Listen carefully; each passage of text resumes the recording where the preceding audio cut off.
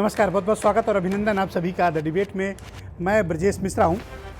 बहनों भाइयों, देश का लार्जेस्ट अपोजिशन कांग्रेस इन दिनों आंतरिक संघर्ष, आंतरिक राजनीति और एक दूसरे पर आरोप प्रत्यारोप में ज़्यादा व्यस्त है। कांग्रेस एक हार के बाद कांग्रेस के भीतर का जो असंतोष है वो उभर कर सामने आ जाता है। लोकसभा चुनाव के बाद राहुल गांधी ने अपने पद से इस्तीफा दे दिया था। उन्होंने कांग्रेस के राष्ट्रीय अध्यक्ष का पद छोड़ दिया। तब से तदर्थ व्यवस्था में सोनिया गांधी, उनकी मां, इस पद को संभाल रही हैं। कांग्रेस के पास कोई फुल फ्लेज नेशनल प्रेसिडेंट नहीं है। अब इन दिनों जो चुनाव हो रहे हैं, चाहे वो बाई इलेक्शंस हों, चाहे वो स्टेट का इलेक्शन बिहार का हुआ हो, कांग्रेस की जो हाल हुई, मध्य प्रदेश में उनकी सरकार गई, राजस्थान में जाते जाते किसी तरह से बच गई, इन सब मसलों ने एक महत्वपूर्ण प्रश्न देश में खड़ा किया है। यह महत्वपूर्ण प्रश्न यह है कि देश का लार्जेस्ट अपोजिशन कांग्रेस आखिर किस रास्ते पर जा रहा है। इस देश में कांग्रेस का भविष्य क्या है। 130 बरस पुरानी इस पार्टी का अब भारत की राजनीति में इतना रोल सिमटता क्यों जा रहा है। राज्यों में सिकुड़ती क्यों जा रही है कांग्रेस। ये एक बड़ी महत्वपूर्ण राजनीतिक परिचर्चा है और इस पर खुली बहस होनी चाहिए कि कांग्रेस के इस क्षरण के पीछे की वजह क्या है। क्या कांग्रेस का नेतृत्व इनकॉम्पिटेंट है? क्या कांग्रेस का नेतृत्व दूरदृष्टि नहीं रखता? या कांग्रेस ने अब क्षेत्रीय नेतृत्व, जिसको रीजनल लीडरशिप कहा जाता है, उसके लिए स्थान नहीं बचा है? कांग्रेस के पास मुद्दे नहीं बचे हैं? और कांग्रेस का विकल्प कौन बन सकता है देश में अगर कांग्रेस सिमटती जा रही है तो? क्षेत्रीय दलों की जो भारत की राजनीति में भूमिका है, आप तमिलनाडु से लेकर उत्तर प्रदेश तक पाएंगे, क्षेत्रीय दल ही भारतीय जनता पार्टी को कड़ा मुकाबला दे रहे हैं। चाहे तमिलनाडु हो, चाहे आंध्र प्रदेश हो, चाहे तेलंगाना हो, चाहे उड़ीसा हो, चाहे पश्चिम बंगाल हो, और चाहे बिहार रहा हो, और चाहे उत्तर प्रदेश हो, तमाम राज्यों में आप पाएंगे कि मुकाबला भारतीय जनता पार्टी का क्षेत्रीय दलों से सिमटता जा रहा है। मध्य प्रदेश, छत्तीसगढ़, राजस्थान, पंजाब, अगर इनको आप छोड़ दें तो झारखंड में भी कांग्रेस की सपोर्ट के कारण झारखंड मुक्ति मोर्चा की सरकार बनी। लेकिन बिहार की करारी शिकस्त के बाद अब यह प्रश्न उठने लगे हैं कि आखिर कांग्रेस नेतृत्व के पास दिशा क्यों नहीं है, उसकी दशा खराब क्यों है, और आगे कांग्रेस का इस देश की राजनीति में क्या भविष्य है अगर कांग्रेस खुद के अंदर कोई परिवर्तन नहीं लाती तो। कपिल सिब्बल ने जो मुद्दे उठाए वो मुद्दे जायज हैं, पार्टी के भीतर उन पर चर्चा होनी चाहिए। यह ठीक बात है कि कांग्रेस के भीतर आंतरिक लोकतंत्र दूसरी पार्टियों के मुकाबले कहीं अधिक है। दूसरे दलों में तो आवाज उठाने से पहले ही पार्टी से बाहर कर दिया जाता है, लेकिन कांग्रेस में लोकतंत्र जिंदा है, थोड़ा बहुत ही सही, लेकिन वहां अपनी बात रखने के कई प्लेटफॉर्म हैं। अशोक गहलोत और कपिल सिब्बल के बीच सोशल मीडिया पर छीटाकशी भी एक दूसरे पर हुई। बिहार की हार, उत्तर प्रदेश में बाई इलेक्शन में बहुत ही खराब परफॉर्मेंस, और अब पश्चिम बंगाल सामने है। पश्चिम बंगाल में भी कांग्रेस इरेलीवेंट होती जा रही है। उसके बाद उत्तर प्रदेश के चुनाव आते हैं, जहां कांग्रेस को अभी सिर्फ 7% वोट मिले हैं बाई इलेक्शन में जो अभी संपन्न हुए। तो कांग्रेस के पास भविष्य किस बात का बचता है? आज क्या कारण है कि कांग्रेस के पास रीजनल लीडरशिप नहीं है? जिस पार्टी के पास तमिलनाडु से लेकर जम्मू कश्मीर तक हर राज्य में 10-12 बड़े क्षेत्रीय छत्रप हुआ करते थे, आखिर वो कांग्रेस गई कहां? आप इन दिनों देखें, जितने भी क्षेत्रीय दल हैं उनके लीडर्स निकले कहां से? अधिकांश कांग्रेस से निकले। शरद पवार कांग्रेसी थे, ममता बनर्जी कांग्रेसी थी। तो हो क्या गया कांग्रेस को? क्या कांग्रेस ने सिस्टमैटिकली रीजनल लीडरशिप को देश से खत्म किया?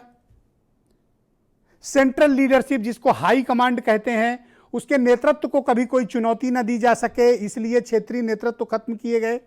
आंध्र प्रदेश, तेलंगाना, तमिलनाडु, केरला, ये सब उदाहरण हैं। यहां का मजबूत क्षेत्रीय नेतृत्व कहां गया? क्या क्षेत्रीय नेतृत्व को समाप्त किया गया सिस्टमैटिकली? आज उत्तर प्रदेश में कांग्रेस के पास बताने के लिए कौन नेता है? पुराने नेताओं में कौन बचा है? प्रमोद तिवारी, अजय लल्लू, और कौन से पुराने नेता हैं जिनको आप ये मानते हैं कि वो राजनीति में बड़े प्रासंगिक रह गए हैं? सिस्टमैटिकली कांग्रेस ने अपनी ही लीडरशिप को, जिसे रीजनल लीडरशिप कहा गया, उसको खत्म किया ताकि हाई कमांड का वर्चस्व बना रहे। क्षेत्रीय नेता एक एक करके हटते गए, कांग्रेस का जनाधार सिकुड़ता गया और उत्तर प्रदेश में कमजोर होना कांग्रेस के लिए अभिशाप हो गया और कांग्रेस खड़ी नहीं हो पा रही। आज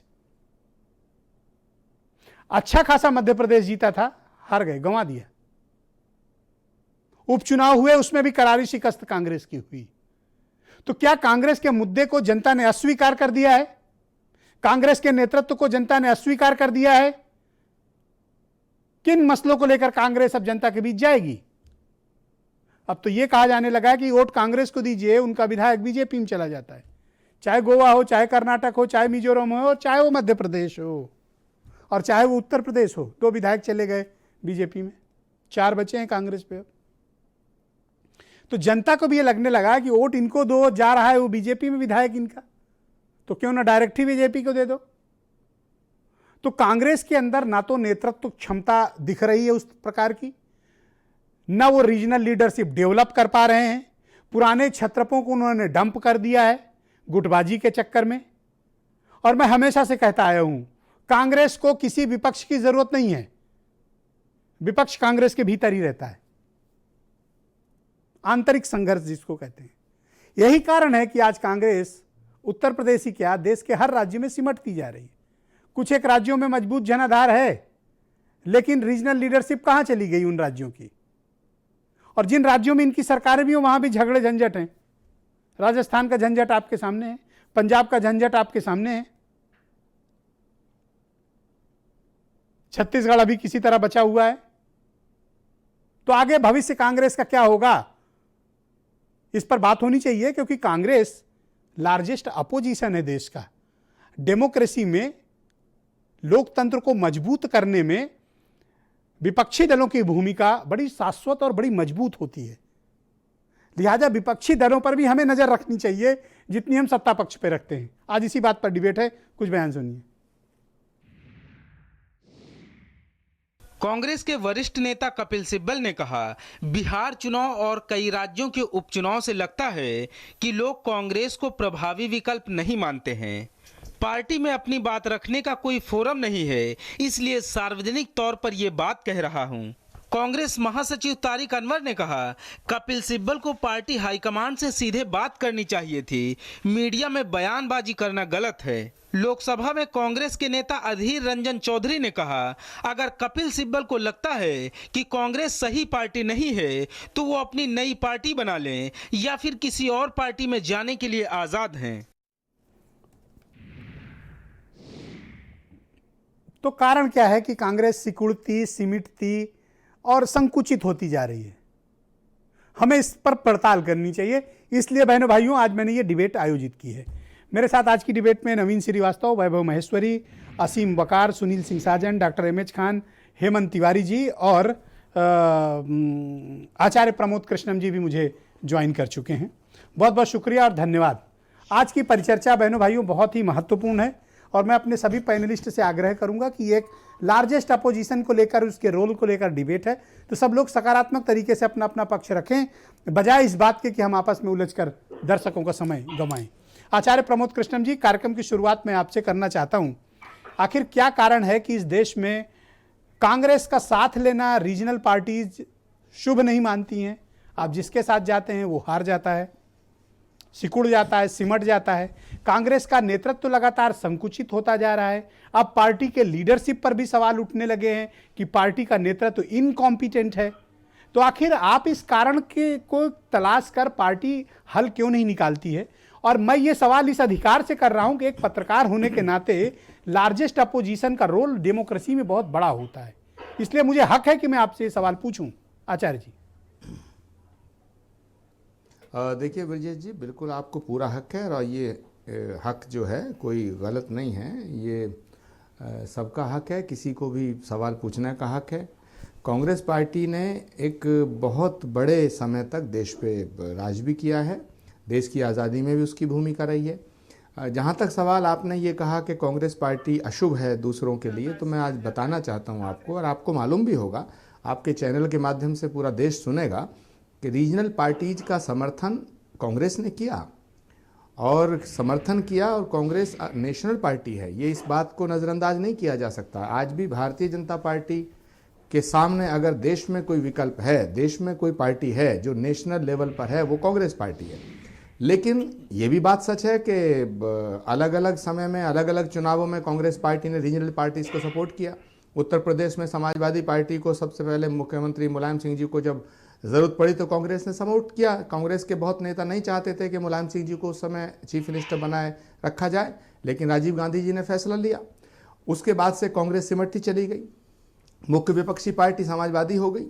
ऐसे ही बिहार के अंदर लालू जी को सपोर्ट किया गया, और उत्तर प्रदेश के अंदर और बिहार के अंदर जो अब चुनाव बीता है, 2017 के अंदर मुख्यमंत्री का कैंडिडेट शीला दीक्षित को घोषित किया गया था, लेकिन उसके बाद फिर अखिलेश जी से समझौता हुआ, समाजवादी पार्टी से समझौता हुआ, और अखिलेश यादव के नेतृत्व में चुनाव हुआ।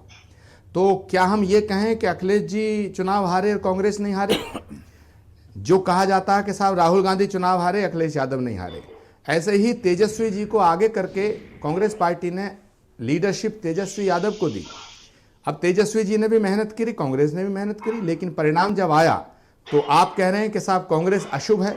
ये भी कहा जा सकता है साहब रीजनल पार्टीज को सपोर्ट करना कांग्रेस के लिए आत्मघाती कदम सिद्ध हुआ।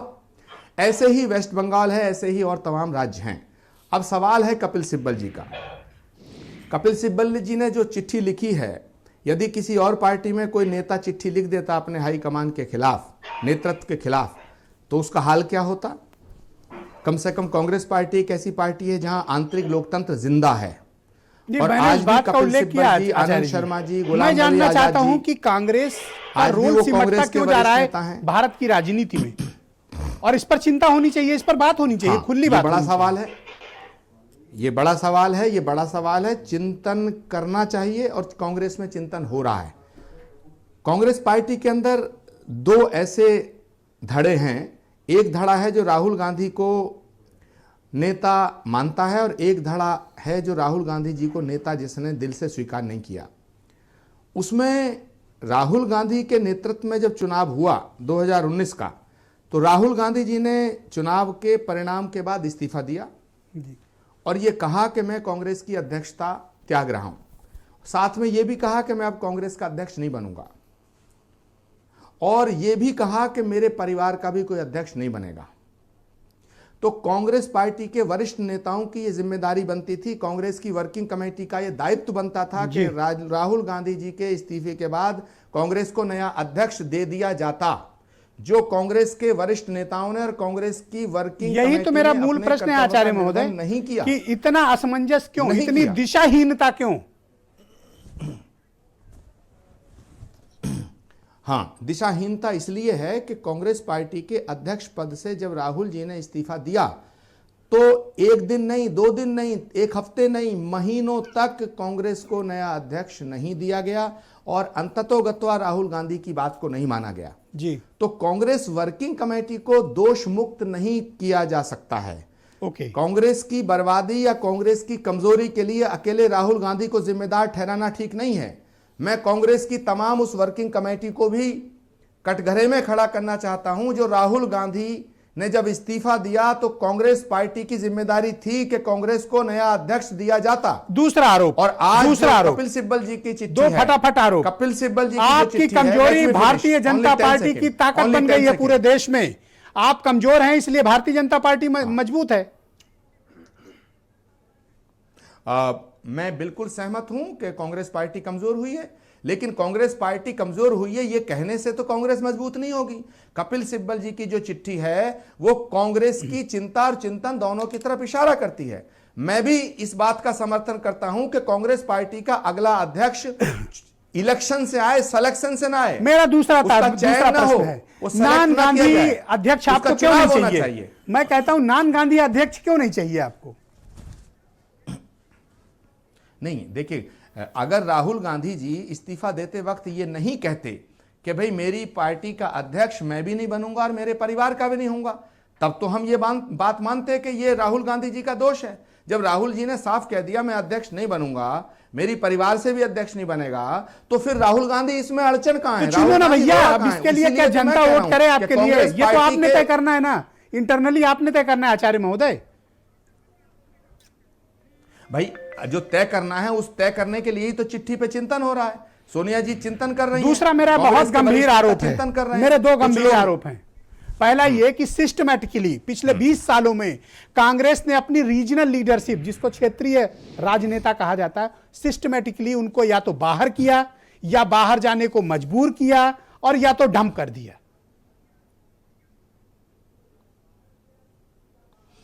देखिए, मैं इससे सहमत नहीं हूं कि उसे डंप कर दिया गया, मैं इससे भी सहमत नहीं हूं कि बाहर कर दिया गया।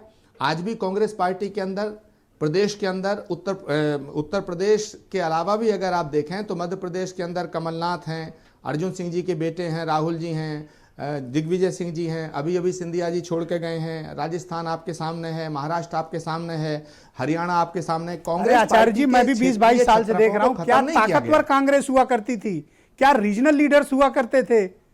आज साउथ में आपका कोई नाम लेवा नहीं है, उत्तर भारत की काऊ बेल्ट का आपका हाल देख ही रहे हो आप।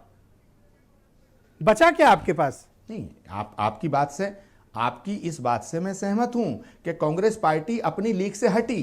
कांग्रेस पार्टी एक राष्ट्रीय विकल्प जो बीजेपी के सामने होना चाहिए थे, उसने रीजनल पार्टीज को सत्ता सौंपने की तरफ कदम बढ़ाया। ये कांग्रेस के लिए आत्मघाती सिद्ध हुआ। और मैं आपको एक बात कह के अपनी बात खत्म करना चाहूंगा कि कांग्रेस पार्टी अगर रीजनल पार्टीज को आगे रख के चुनाव लड़ेगी तो कांग्रेस पार्टी और गर्त में जाएगी। कांग्रेस पार्टी को अपने संगठन को मजबूत करते हुए राष्ट्रीय परिप्रेक्ष्य में अपनी भूमिका सुनिश्चित करनी पड़ेगी। मैं नेक्स्ट राउंड में आपसे और भी जरूरत है, और भी कुछ गंभीर बातें मैं पूछूंगा। नवीन श्रीवास्तव को मैं आमंत्रित करता हूं, ruling party Bharatiya Janata party के स्पोक्स पर्सन है।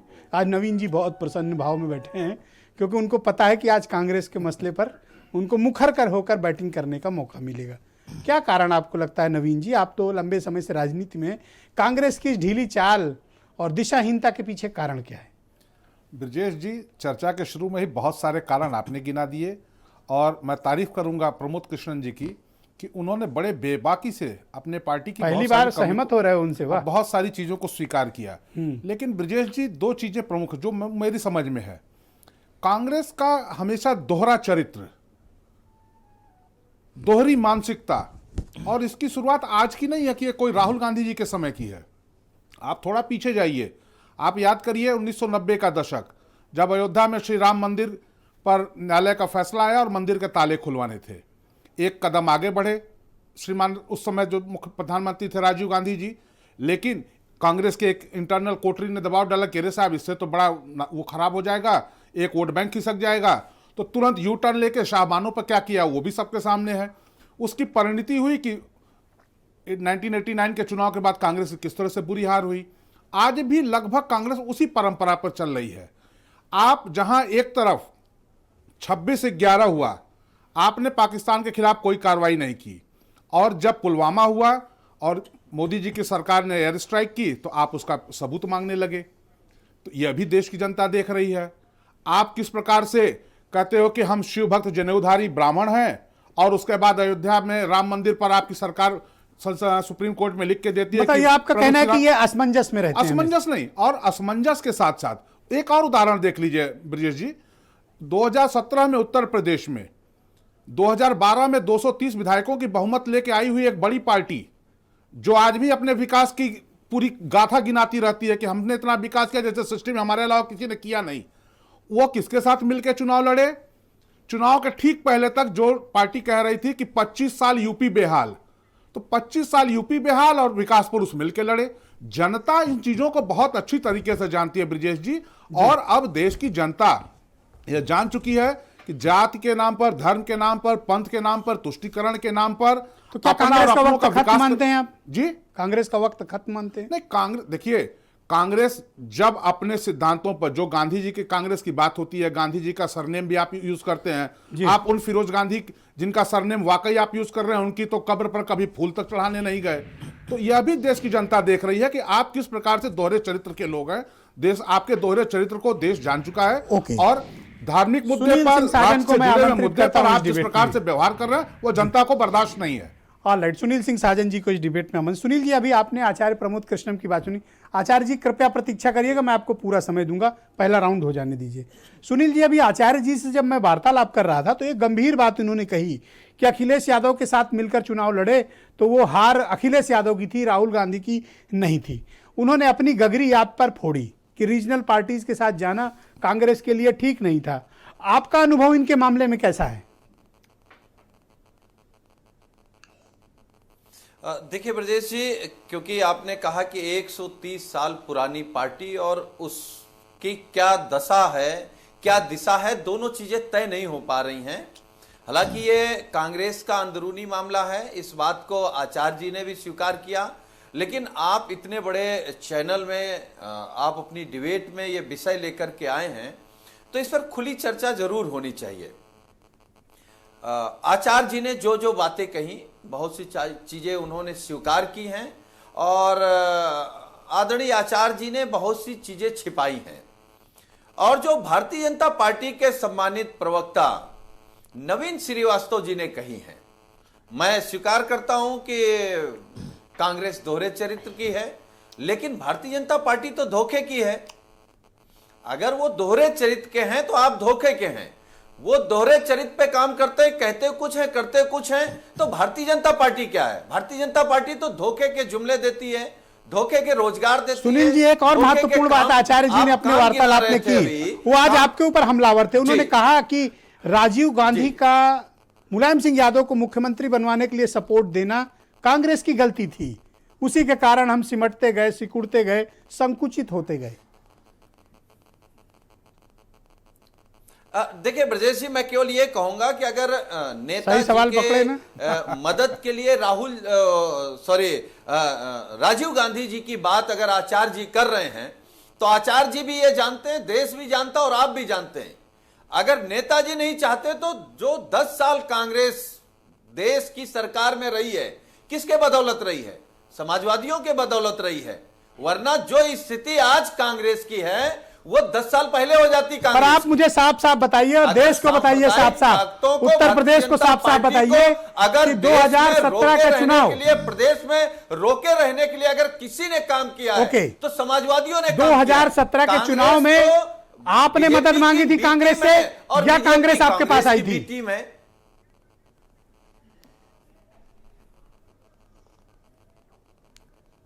देखिए, अब उन बातों पे मुझे लगता है ब्रजेश जी कोई मतलब, क्योंकि गठबंधन हुआ था, हम उस गठबंधन का स्वागत करते हैं। जनता ने उस गठबंधन को नहीं जिताया, हम इस बात का भी जनता का स्वागत करते हैं, क्योंकि लोकतंत्र में जनता जनार्दन जो फैसला करे वो हमको स्वीकार है। जनता ने शायद हमको इसलिए नहीं स्वीकार किया क्योंकि जनता चाहती थी कि माननीय अखिलेश यादव जी अकेले आए, अकेले लड़े। अब माननीय अखिलेश यादव जी के नेतृत्व में उनके चेहरे पर हम 22 में अकेले सरकार बनाए। Thank you. असीम वकार जी, मैं आपसे जानना चाहता हूं, 5 विधायक जीतने के बाद आप 7वें आसमान पर हैं बिहार में और अब आप एक बड़ा आगाज करना चाहते हैं। मैं इन दिनों सुन रहा हूं ओवैसी साहब का पूरा फोकस पश्चिम बंगाल और उत्तर प्रदेश की राजनीति में है। कांग्रेस आपके किन कारणों से आपको लगता है कि देश में सिमटती जा रही है, या कांग्रेस का ये जो पराभव काल चल रहा है इसके पीछे आप कारण क्या मानते हो? नहीं, देखिए, सबसे पहली बात तो जो आपने कहा कि हम बिहार में 5 जीतने के बाद आसमान पर हैं, ये बिल्कुल गलत है। हम ज़मीनी लोग हैं, हम ज़मीन पर राजनीति करते हैं, हम ज़मीन पे ही रहते हैं और ज़मीन पर। मुझे समझ में नहीं आता मेरी बात बुरी क्यों लग जाती है, मैं कैसा भी तारीफ करूं आपकी, आपको बुरा लगता है। दूसरी बात सर, बंगाल में चुनाव लड़ेंगे, असद साहब ने ये कह दिया है, कई बार ये कहा इधर। मैं समझता हूँ जो भी उनसे बात करता है वो ये कहते हैं कि बंगाल हम चुनाव लड़ने जा रहे हैं। और सर, बंगाल ही क्यों, हम बिहार के बाद बंगाल जाएंगे और बंगाल के बाद उत्तर प्रदेश भी आएंगे और पूरी ताकत से चुनाव लड़ेंगे। पर ये तो आपको वोट कटवा कहती है कांग्रेस। सर, कांग्रेस हमें वोट कटवा कहती है, लेकिन कांग्रेस को ये तो बताना पड़ेगा कि अगर कांग्रेस खुद वोट कटवा ना होती और बीजेपी की मददगार ना होती तो बांगरमऊ की सीट तो कांग्रेस ने हरा दी। कैसे? घाटमपुर की सीट तो कांग्रेस ने हरा दी। देवरिया की सीट तो सर कांग्रेस ने हरा दी, ये कौन सी थ्योरी लेके हम आए तो हैं? लड़े नहीं सर। अगर कांग्रेस ना लड़ी होती, कांग्रेस ने वोट ना काटे होते, तो बांगरमऊ की सीट तो समाजवादी पार्टी जीत रही थी। हम वोट कटवा कैसे हैं सर? ओके, हम 5 सीटें लड़े बिहार, हम 5 सीटें जीते बिहार में, लेकिन हम जो 13 सीटें हारे हैं उनमें से सर सिर्फ 2 सीटों पर बीजेपी जीती है और 11 पे आरजेडी और कांग्रेस जीती। लेकिन बिहार में जो 51 सीटें कांग्रेस हारी है, उनमें सर सबसे ज्यादा सीटें तो बीजेपी जीती है कांग्रेस को हराकर। तो सर कौन नुकसान पहुंचा रहा है, मुझे जानकारी चाहिए सर। कांग्रेस नुकसान पहुंचा रही है या हम पहुंचा रहे हैं? तो कांग्रेस को तो अपना आपके इस्लाह करना मुताबिक अब कांग्रेस वोट कटवा की भूमिका में है? है। सर कांग्रेस ही है, अब नहीं, कांग्रेस ही है वोट कटवा की भूमिका में सर, कोई और नहीं है। इतने गंभीर आरोप कैसे लगा सकते हो आप? भाई सर अब दूसरी बात कह दूं आपसे, आपको लगता है कि आप हमारी वजह से हार रहे हैं? आपको लगता है कि हमने हरा दिया?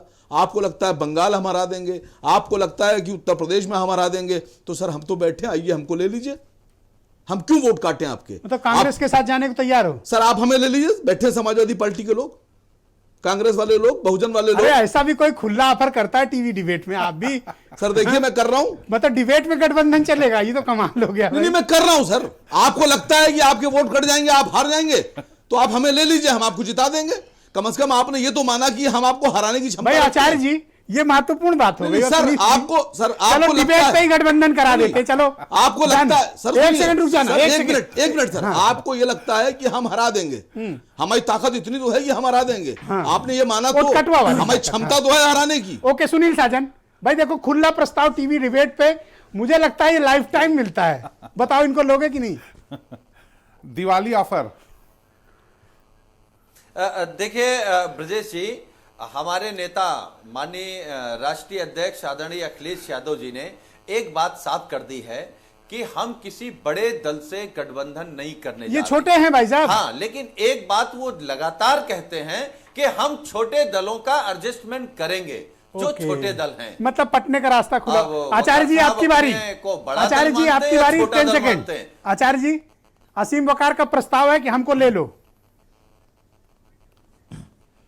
देखिए, एक तो मैं असीम वकार साहब को मुबारकबाद देना चाहूँगा कि उनकी पार्टी बिहार में काफ़ी अच्छा प्रदर्शन किया है।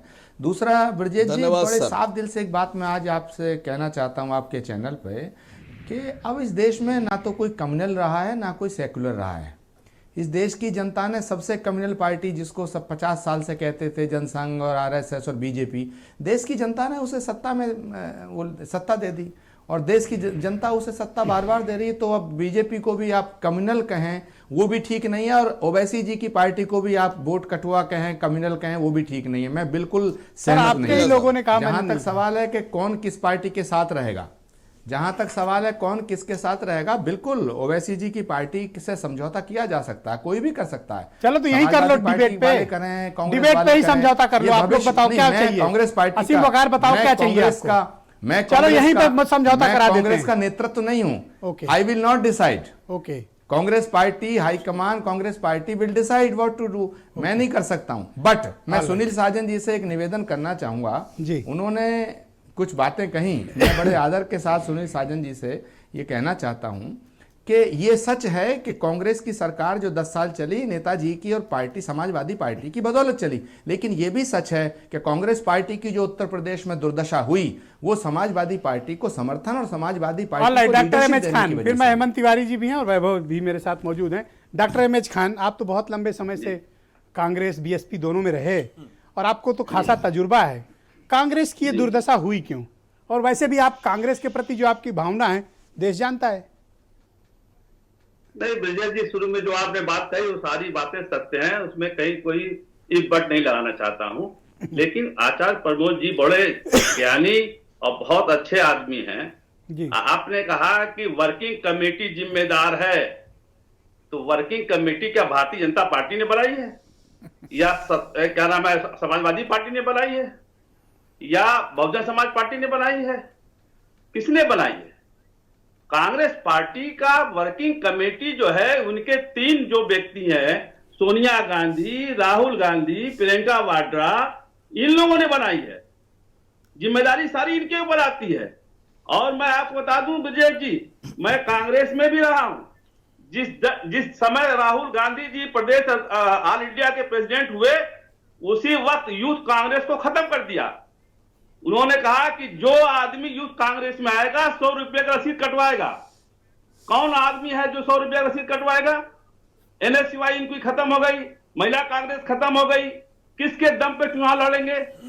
अरे भाई, मंथन करने की जरूरत है। कांग्रेस में नेतृत्व विहीन इस वक्त कांग्रेस है, कुछ नहीं है बचा हुआ।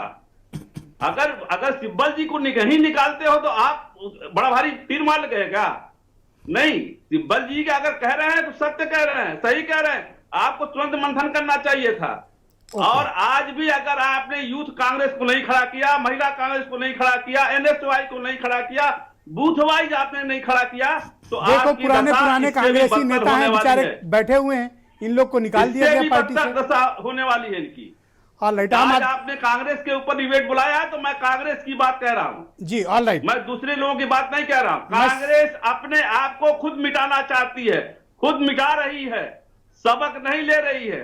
1996 में BSP से समझौता किया, जिसमें कुल 80 सीटें मिली थी इनको, तो आप इतने कम में समझौता कर ले रहे हैं, क्या मजबूरी थी? और जो यूपीए की सरकार चली है तो उसमें समाजवादी पार्टी ने भी मदद किया है और बहुजन समाज पार्टी ने भी मदद किया है। ऐसा तो नहीं है कि एक ही पार्टी ने मदद कर दिया हो। हाँ, कोई एहसान नहीं है। गला काटने का काम आपने किया। वैभव महेश्वरी आम आदमी पार्टी के स्पोक्स पर्सन है। वैभव, क्या कांग्रेस की खाली हुई जगह आम आदमी पार्टी ऑक्यूपाई करना चाहती है उत्तर प्रदेश में? आपकी यह मंशा है या कुछ और इरादा है आपका? ब्रिजेश जी, सबसे पहले ये बताऊं कि कांग्रेस पार्टी और बीजेपी जो देश के सबसे बड़े प्रमुख दल हैं, इनको जाहिर सी बात है अगर एक सत्ता में होगा तो जनता दूसरे को मजबूत विपक्षी विकल्प के रूप में देखेगी और मजबूत विपक्ष के रूप में देखेगी।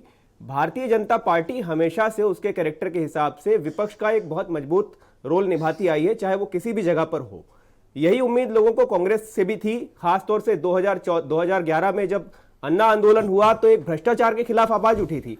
तो भ्रष्टाचार के मुद्दे पर कांग्रेस को सत्ता से हाथ धोना पड़ा और यही वो मौका था जब कांग्रेस अपने पूरे ट्रांसफॉर्मेशन में जा सकती थी और जहां जहां उनकी राज्यों में सरकारें थी वहां वो भ्रष्टाचार पर लगाम लगाकर अपने आप को दोबारा विकल्प के तौर पर स्थापित कर सकती थी। मुझे बहुत ज्यादा सांगठनिक इनकी चीजों से लेना देना नहीं है क्योंकि वो इनके आंतरिक मामले हैं, लेकिन आज भी जहां ये जाते हैं चुनाव लड़ने के लिए, वहां आप सोचिए कि इनके पास मुद्दे क्या होते हैं। कोई मुद्दा ही नहीं होता है, जातिगत वही लड़ाई, वही धार्मिक लड़ाई, वही सब चीजें। देखिए 70 सीट ली, लेकिन राहुल गांधी ने सिर्फ 8 सीटों पर प्रचार किया। देखिए कहानी ये है कि ऐसी नॉन सीरियस अप्रोच। आप किसी जगह पर जा रहे हो, वहां कह रहे हो हम यहां बिजली सस्ती देंगे। अरे भाई, आपके पास 4-5 राज्य पहले से हैं, वहां बिजली सस्ती करके दिखा दो। आप कहीं नए अस्पताल बनवा के दिखा दो, आप कहीं स्कूल अच्छे बनवा के दिखवा दो। जनता में कहने का तात्पर्य कंफ्यूज्ड है, मतलब जनता में कुछ उम्मीद तो जगाओ कि आप सत्ताधारी पार्टी से कुछ अलग है। वो कुछ नहीं कर रहे हैं तो आप कह रहे हैं हम भी कुछ नहीं करेंगे, हम जब आएंगे नए राज्य में तब हम कुछ करेंगे। भाई, आपके पास जो राज्य है, अगर वहां करके आपके पास पूरा चांस है कि आप एक नया मॉडल सेट करके दिखा सकते हैं और जनता आपके ऊपर भरोसा करेगी। हेमंत तिवारी जी, ओके, हेमंत तिवारी जी बहुत वरिष्ठ पत्रकार हैं और उत्तर प्रदेश की राजनीति में 30-35 साल से सक्रिय हैं। हेमंत जी, मैं आपसे जानना चाहता हूं, सबकी बात सुनाने के बाद मैं आपके पास इसलिए आया ताकि एक सार आप प्रस्तुत कर सकें। आप क्या कारण मानते हो कि कांग्रेस उत्तर प्रदेश ही नहीं पूरे देश के राजनीति में कैनवस पर आप देखें तो कांग्रेस की भूमिका बहुत सिमटती जा रही है, क्यों? हाँ, इस सवाल के जवाब के पहले मैं इस डिबेट का जो परिदृश्य देख रहा हूँ, बड़ा मज़ा आ रहा है, इस पर कुछ ज़रूर कहूँगा। ऐसा है कि वो एक देहाती मसल है पूर्वांचल में कि गरीब की मेहरारू पूरे गांव की भौजाई, ये ऐसा विषय है। अरे साहब, अपनी पतलून तो देख लो, दूसरे का पजामा फाड़ने के पहले। ठीक है, वक्त होता है, कांग्रेस को वक्त ठीक नहीं चल रहा है उसके नेतृत्व के कमी के कारण। लेकिन इस डिबेट की अच्छाई बता दूं कि जितने प्रवक्ता हैं वो बहुत तमीज से, शिष्ट तरीके से कांग्रेस पर अपने विचार रख रहे हैं। अभी मैं एक चैनल की डिबेट देख रहा था, बहुत बेहुदा डिबेट थी, जिसमें भाजपा के एक प्रवक्ता ने कहा कि राहुल गांधी तो भस्मासुर हैं, जिससे हाथ मिलाते हैं वो खत्म हो जाता है। बताइए साहब, विषय बहुत अच्छा छेड़ा और इतने अच्छाई से लोग बात कह रहे हैं, बहुत अच्छी लग रही है। एक बात बताऊं आपको, कांग्रेस जितनी कमजोर हुई है क्रमशः उतनी कंफ्यूज्ड हुई है। मैं खाली एक छोटी सी बात कहता हूं कि साहब, जिस प्रदेश से सांसद बन करके पंडित जवाहरलाल नेहरू इस देश के बहुत स्थापित प्रधानमंत्री बने, इंदिरा गांधी जिस प्रदेश की सांसद बन करके प्रधानमंत्री बनी और राजीव गांधी प्रधानमंत्री बने, एक लंबा समय आजाद भारत का इन्हीं के नेतृत्व में चला। आज ये दशा क्यों है कि 4 में साहब शर्म आनी चाहिए। मैं तो सुनिए, एक मिनट ब्रजेश जी, कांग्रेस की स्थिति उत्तर प्रदेश में जब भरपूर धोती की तरह होती थी चमकदार, तब मैं कांग्रेस की बीट कवर किया करता था एक पत्रकार के तौर पर, और आज जब रुमाल साइज में आ गया तो भी देखता हूं। समझ नहीं पाता हूं कि आखिर उत्तर प्रदेश जैसे देश की सबसे बड़ी असेंबली में कुल 4 मेंबर हैं, तो ये क्यों नहीं सोचती कांग्रेस। कांग्रेस में वस्तुतः प्रमोद जी की एक बात बहुत हो सकता है, इनकी पार्टी के लोगों को तीक्ष्ण लगे, वैसे ही जैसे आज आपने पी चिदम्बरम का बयान सुना होगा। पी चिदम्बरम में यही कहा कि कांग्रेस जमीन पे कहीं दिखती नहीं है जी। इस पार्टी के बड़े नेता देश के कितने बड़े मंत्री रहे हैं, उन्होंने कहा संगठन कहीं नहीं है। सत्य कहा। उत्तर प्रदेश में सन 89 के बाद से आज तक कांग्रेस की जो दशा हुई है, भगवान न करें जी, पूरे देश में कांग्रेस उसी स्थिति की ओर अग्रसर है, और देश के बहुत बड़ी पार्टी के लिए यह खतरनाक है। खाली और देश के लिए खतरनाक है। देश के लिए क्यों खतरनाक है? क्योंकि जब अपोजिशन, मुख्य अपोजिशन चूहे जैसा होता है, सिकुड़ जाता है, सिमट जाता है, तब मुझे लगता है कि जो सत्तारूढ़ दल है उसको जरूरत से ज्यादा आजादी के तमाम प्रयोग करने का अवसर होता है, जो कभी न कभी घातक हो सकता है। मैं भविष्य का जो भय है उसकी चिंता कर रहा हूं। एक बात जरूर है कि राहुल गांधी को एक बड़ा जिम्मा दिया गया था आज से 12-14 साल पहले, जब वो नेहरू भवन माल एवेन्यू के पीसीसी दफ्तर आए थे। उस दिन से आज तक आप देख ले, कांग्रेस तबाह हुई है, बिखरी है, टूटी है, कमजोर हुई है, और आज उस शक्ल में है कि कांग्रेस को खुद अपने, कांग्रेस का अतीत देखिए, कांग्रेस का वर्तमान देखिए, शर्म आएगी। मैं खुद हैरान हूं कांग्रेस के संगठन पर आखिर इन्होंने क्या, आपको लगता है कि सिस्टमैटिकली हाई कमांड की पोजीशन को मजबूत करने के लिए सिस्टमैटिकली पूरे देश में रीजनल लीडरशिप को कांग्रेस ने क्रश किया, खत्म किया, डंप किया? पहले देख लीजिए, एक बात क्लियर कट जान लीजिए, पूरा देश देख रहा है, पूरा देश जान रहा है कि कांग्रेस में लीडरशिप कहां है। कांग्रेस में वफादारी है। कांग्रेस में इस बात की वफादारी है कि गांधी परिवार के प्रति वफादार कौन है, और कौन ऐसा है कि जो चाहता है कि गांधी परिवार से इतर हट करके लीडरशिप आए। कांग्रेस साहब इतने वर्षों तक जिस पार्टी ने देश चलाया हो, एक से एक योग्य नेता जिस पार्टी में हो, 21 चिकित्सक ने लिख दिया है कि खाली गांधी परिवार ही कांग्रेस पार्टी के संगठन को नॉन गांधीज को आप क्यों नहीं ले रहे हैं? मुझे लगता है कोई नॉन गांधीज को आप लेकर अध्यक्ष आइए। और बीरेंद्र जी आ गए हमारे साथ डिबेट में। भाई बीरेंद्र जी, उत्तर प्रदेश जैसे राज्य देख लें आप, या देश के परिदृश्य में देख लें, कांग्रेस के सिमटने के पीछे कारण आप क्या मानते हैं कि कांग्रेस इतनी कमजोर क्यों होती जा रही है पूरे देश भर में? देखिए, कांग्रेस में गुटबाजी थी, कांग्रेस में खींचातान थी, और कांग्रेस का संगठन धीरे धीरे कमज़ोर होता गया, और कांग्रेस को बर्बाद करने में जो लोग आज आत्मबंधन की सलाह दे रहे हैं, यही सब इसके जिम्मेदार भी हैं। इस देश में बीजेपी ऐसा कोई नया काम नहीं कर रही है जो कांग्रेस ने अब तक किया कर न दिया हो।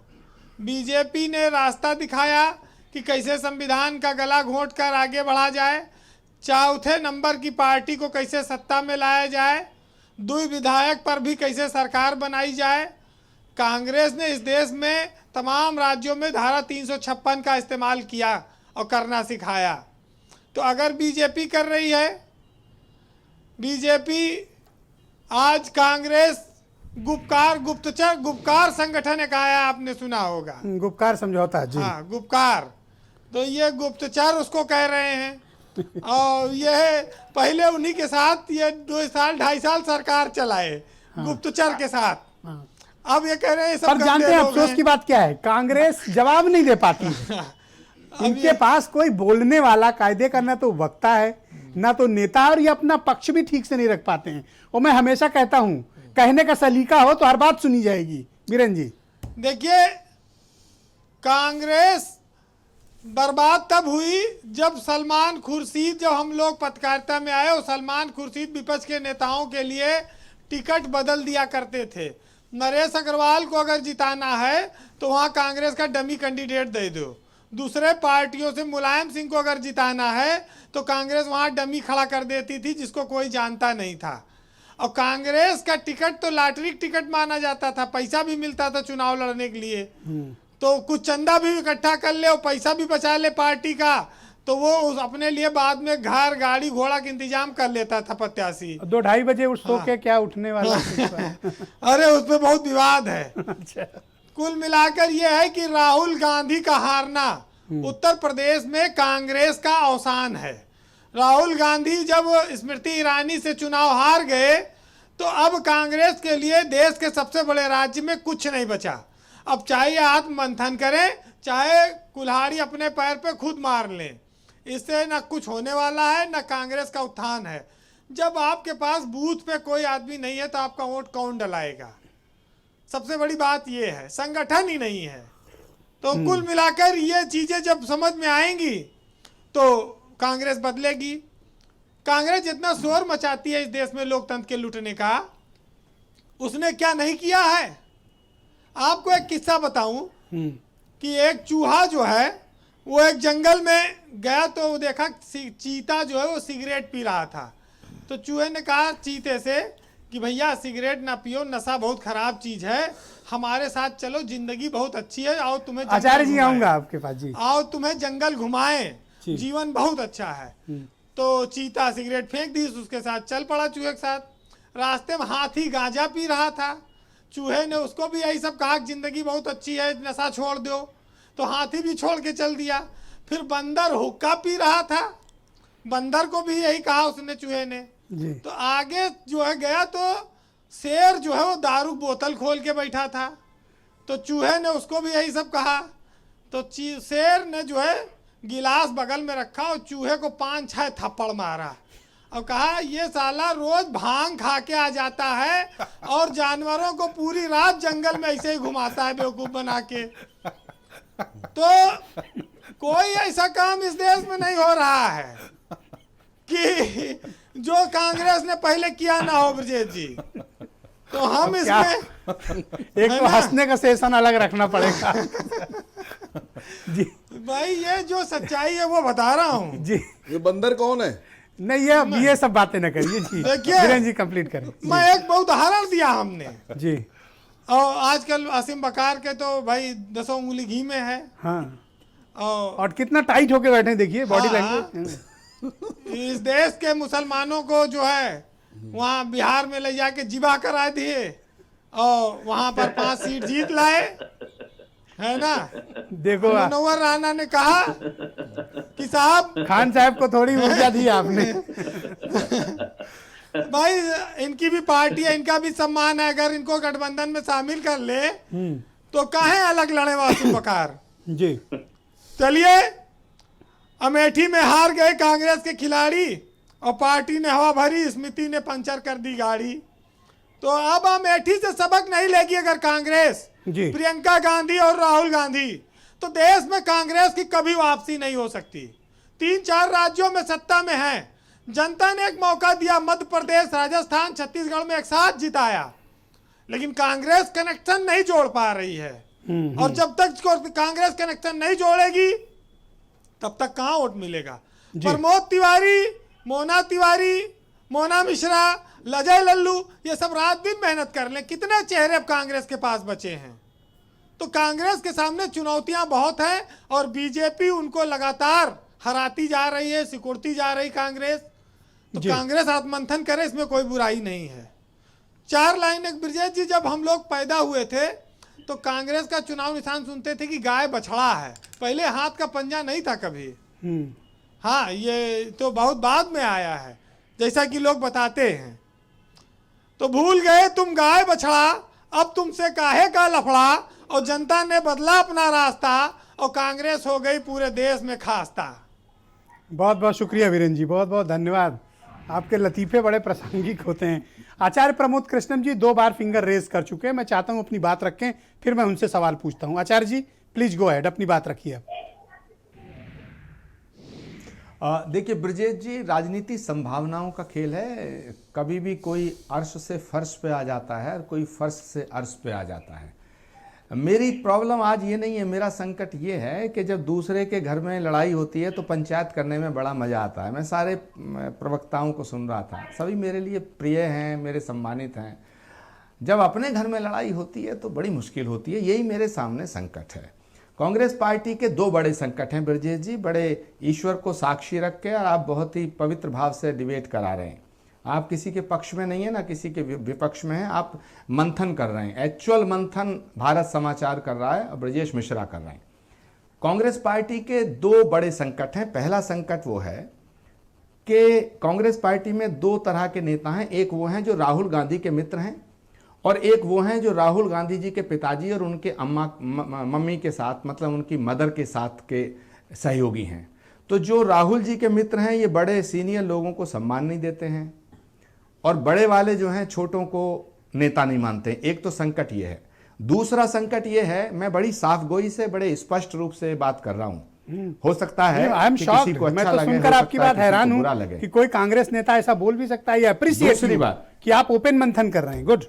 दूसरा संकट ब्रजेश जी, प्रत्यक्षम किम प्रमाणम, प्रत्यक्ष को प्रमाण की आवश्यकता नहीं है, जनता जनार्दन है। सुनील साजन जी ने भी कही बात, आम आदमी पार्टी के प्रवक्ता भी बोले, खान साहब की बातें मुझे बड़ी अच्छी लगी। लेकिन सब मिला के, कुल मिलाकर के भाजपा ने अपना निशाना जरूर राहुल गांधी और गांधी फैमिली को बदनाम करने की जो उनकी मुहिम है वो बिल्कुल साधे रहे, पर मैं इससे बुरा नहीं मानता।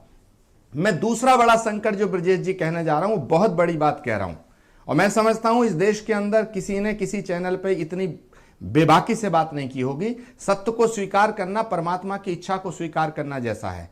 कांग्रेस पार्टी का दूसरा बड़ा संकट यह है कि कुछ नेता चाहते हैं कि कांग्रेस का नेतृत्व नेहरू गांधी परिवार करे, और कांग्रेस के कुछ नेता चाहते हैं कि कांग्रेस का नेतृत्व नेहरू गांधी परिवार ना करे।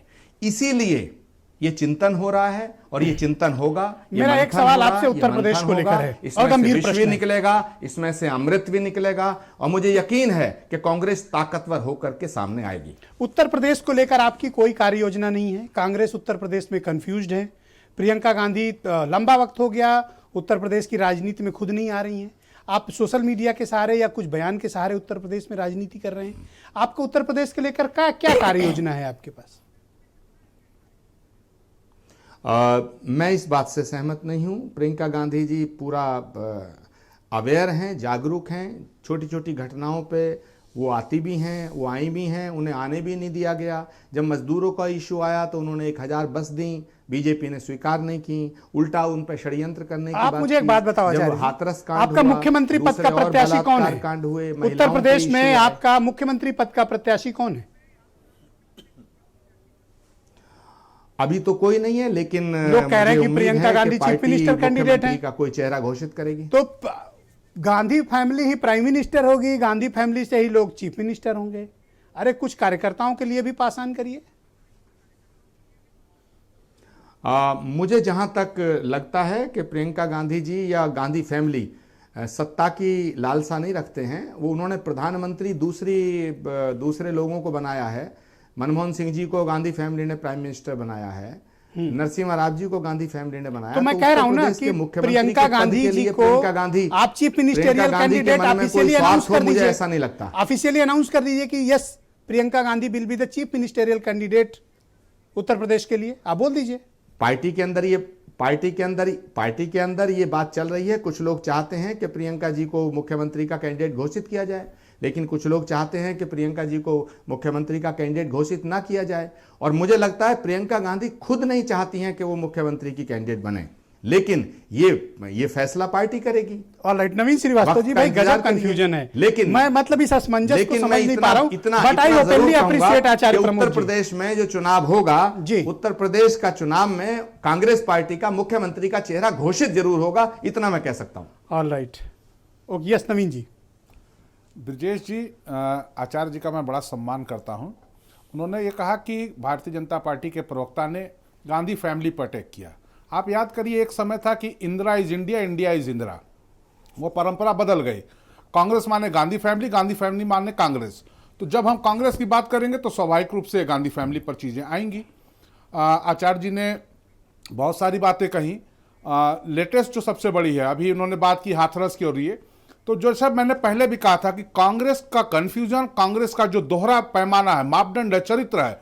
आप एक तरफ कहते हो कोरोना संक्रमण काल में कि हम आप्रवासियों की मदद के लिए 1000 बस भेज रहे हैं, नोएडा बॉर्डर पे है और आपके अध्यक्ष पहुंच जाते हैं आगरा, 1000 में 200 स्कूटर मोटरसाइकिल का नंबर दे देते हैं।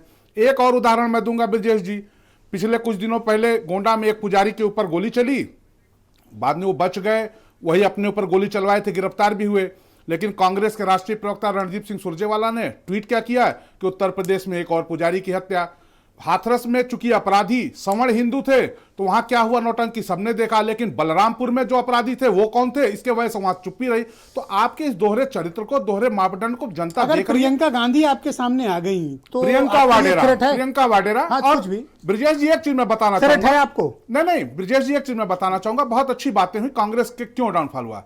आप याद करिए, जब पंडित जवाहरलाल नेहरू देश के प्रधानमंत्री थे, कांग्रेस के सबसे सर्वोच्च नेता थे, राज्यों में कौन मुख्यमंत्री थे? उत्तर प्रदेश में पंडित गोविंद वल्लभ पंत, बिहार में श्री कृष्ण सिंह, मध्य प्रदेश में पंडित रविशंकर शुक्ला। और मैं एक वाक्य आपको बता दूं, एक बड़े नेता प्लीज एक minute, I am sorry. Shri Krishna Singh ने अपने मंत्रिमंडल ने कृष्ण वल्लभ सहाय का नाम भेजा नंबर 1 पर, नेहरू जी ने 7वें पर कर दिया। तो श्री कृष्ण सिंह ने कहा कि नेहरू कौन होते हैं हमारे मंत्रिमंडल। तो कांग्रेस का भविष्य उत्तर प्रदेश में क्या है? की सबसे बड़ी खूबसूरत बात यह है कि इन्होंने नेहरू जी को पंडित माना। सबसे बड़ी खूबसूरत बात है। सुनील साजन जी, बीजेपी कांग्रेस का भविष्य उत्तर प्रदेश में क्या देखते हैं आप? जी देखिए ब्रजेश जी, किसी भी राजनीतिक दल का भविष्य किसी पार्टी के प्रवक्ता तय कर दें, ये तो लोकतंत्र का मजाक होगा। किसी भी पार्टी का भविष्य क्या होगा उस अच्छी बात प्रदेश साजन की जी ने, सम्मानित सुनील जी ने अच्छी जनता बात तय कही। करेगी। हम केवल ये कह सकते हैं कि उत्तर प्रदेश में भारतीय जनता पार्टी को हटाने में अगर आज कोई सक्षम है तो समाजवादी पार्टी सक्षम क्या आपको है। कांग्रेस का साथ कोई चाहिए चेहरा 2022 है में? जिस जी, पर किसान, मैं तो अभी आश्चर्यचकित हूं कि हमारे सुनील साजन जो बोल रहे हैं, आज सुबह इनके राष्ट्रीय अध्यक्ष अखिलेश यादव जी ने क्या बोला? अखिलेश यादव जी ने उपचुनाव की हार का चुनाव आयोग और थैंक यू सुनील साजन को कम से कम इतना स्वीकार कर रहा है कि मुझे जनता के बताइए कि सम्मान, कांग्रेस को क्या करना चाहिए अपने सर्वाइवल के लिए? सुनील साजन की बात ओके नवीन भाई प्लीज। ओके सर, मैं एक तो आपसे आग्रह करूंगा कि आप प्रियंका गांधी का पूरा नाम लिया कीजिए, प्रियंका गांधी वाड्रा। अब फिर आप कहेंगे वल्दियत लो, फिर कहेंगे घर का पता भी बोला करो साथ में। उनका नेम प्लेट लगा हुआ, उनका नेम प्लेट लगा ओके, उनका ऑल इंडिया कांग्रेस कमेटी में नेम प्लेट लगा हुआ प्रियंका गांधी वाड्रा। वाड्रा पर जोर ज्यादा उनका है। ओके, दूसरी बात ये मैं कह दूंगा, प्रमोद कृष्णन जी खुद यूथ कांग्रेस के पदाधिकारी रहे हैं, बहुत दिन तक कांग्रेस में रहे हैं और कांग्रेस का काम किया है। जब तक यूथ कांग्रेस, एलएसयूआई, महिला कांग्रेस मजबूत नहीं करेंगे, बूथ मजबूत नहीं करेंगे, कांग्रेस सर्वाइवल नहीं कर सकती है। Okay, alright. असीम मुखार, आपको क्या चाहिए भाई? आप अगर आप जाना चाहते हैं कांग्रेस से समाजवादी पार्टी के साथ, आपकी डिमांड क्या है असीम भाई? नहीं साहब, हम कहाँ जाना चाहते हैं, कहाँ नहीं जाना चाहते हैं, ये बात हमारे राष्ट्रीय अध्यक्ष जनाब असद ओवैसी साहब अभी तो गठबंधन कर रहे थे मेरे दोस्त। नहीं, वो तो हम तो खुद ही आपसे कह रहे हैं, आपको लगता है कि हम इतने मजबूत है कि आपको हरा देंगे, तो आप क्यों हार रहे हैं हमको अलग करके? आप हमसे कांग्रेस क्या मुसलमानों की आवाज नहीं रह गई है? नहीं सर, कांग्रेस किसी की अब आवाज नहीं रह गई है, कांग्रेस अपनी आवाज नहीं रह गई है। कांग्रेस अपनी बात नहीं कर सकती सर, देश की Congress ji. All right, yes, okay. जी, मैं आपसे एक सेकंड चाहिए, एक सेकंड आचार्य जी। वैभव जरा से बोलने। वैभव, आप मानते हैं कि कांग्रेस अभी भी देश की पॉलिटिक्स में उतनी रेलिवेंट है जितना उससे एक्सपेक्ट किया जाता है या नहीं? ब्रजेश जी, भाजपा का विकल्प कोई भी वो पार्टी नहीं बन सकती जो जनता के असली मुद्दों को पहचानती नहीं, और अभी तक वो नहीं जानती कि जनता किन समस्याओं से परेशान है। यानी कि बिजली, पानी और शिक्षा, स्वास्थ्य पर अगर काम शुरू नहीं किया, जहां इनकी राज्य है वहां मॉडल स्थापित करके नहीं दिखाया, तो नेतृत्व परिवर्तन ये करते रह जाएंगे, लेकिन वो नेतृत्व परिवर्तन होकर भी बात क्या कहेगा, ये तो बहुत इंपॉर्टेंट है। बहुत कम समय में आपने बहुत बड़ी बात कह दी। यस हेमंत जी, 10 सेकंड सर, थोड़ा सा टाइम कम हो गया है, तो मैं चाहता हूं कि आप बताएं कि कांग्रेस को अपने सर्वाइवल के लिए क्या करना चाहिए। मुझे लगता कांग्रेस ने अपने साथ खुद ज्यादती की है, और कम से कम हाल के जो 20 साल हैं इसमें ज्यादा किया है। कई बातें आई हैं। कांग्रेस को ऑर्गेनाइजेशन दूसरे कांग्रेस को देखना चाहिए, अपनी सेहत के हिसाब से खुराक ले। जैसे बिहार में क्या हुआ, बिहार में इनके पास कैंडिडेट नहीं थे, 70 सीट लड़ने चले गए। अगर ये 50 सीट लड़ते, 40 पे लड़े थे, तो आज बिहार का परिदृश्य अलग होता। तो औकात के हिसाब से खुराक चाहिए, आचार्य सेहत जी, के हिसाब से सेहत के हिसाब से खुराक लेनी थी ना, यूपी को मजबूत करना खुराक होगा। ज्यादा ले ली, बॉडी कमजोर थी। Acharya ji, go ahead, 10 second sir. Brajesh ji, सत्ता में आने के लिए जन समर्थन चाहिए और मुझे पक्का विश्वास है कि उत्तर प्रदेश की जनता, हिंदू और मुसलमान मिलके भारतीय जनता पार्टी की सरकार को हटाएगी। और मेरा ये भी विश्वास है आखिर आ गए अपनी असलियत पर महाराज जी ने। Thank you. हिंदू मुसलमान कर दिया आपने। थैंक यू, बहुत बहुत बहुत साल कर चुके शुक्रिया, हैं हिंदू मुसलमान। बहुत बहुत धन्यवाद। और बहनों भाइयों, आप सबका भी बहुत बहुत धन्यवाद इस कार्यक्रम को देखने के लिए। बहुत बहुत शुक्रिया, धन्यवाद, नमस्कार।